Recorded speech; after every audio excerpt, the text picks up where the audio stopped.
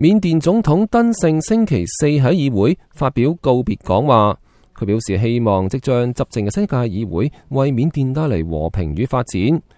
登盛總統星期四喺首都內比都聯邦議會發表嘅講話，被認為係佢喺任內嘅最後一次講話。本屆議會嘅工作星期五結束，新議會喺下個禮拜2月1號開始履行職務。登盛話呢個係獨立以嚟政府同埋新當選領導人嘅首次和平權力交接，佢要承諾遵循適當程序完成呢一個重要嘅工作。登盛喺講話中祝願新政府同埋新一屆議會為國家帶嚟和平與發展，祝願全體緬甸人民身體健康、生活祥和。登盛仲祝願所有少數族裔群體喺建設緬甸嘅過程中一切順利。登盛喺結束講話之前同出席最後一次會議嘅議員告別。緬甸反對黨議員全國民主聯盟喺去年11月舉行嘅大選中獲勝，經過漫長嘅過渡期，將會喺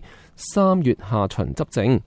幾十年嚟，由諾貝爾和平獎得主昂山素基所領導嘅緬甸全國民主聯盟做出咗持續不懈嘅努力。1月12號，昂山素基喺最後一刻決定參加佢先前所批評嘅緬甸和談，令參加者感到意外。昂山素基嘅加入被認為係有可能增加反叛組織加入呢個程序嘅可能性。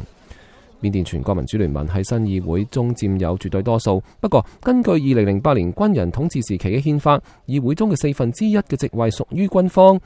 緬甸官員星期二報道緬甸軍隊總司令敏昂萊已經提名軍方議員，佢哋將會參加2月1號嘅新議會首次嘅會議。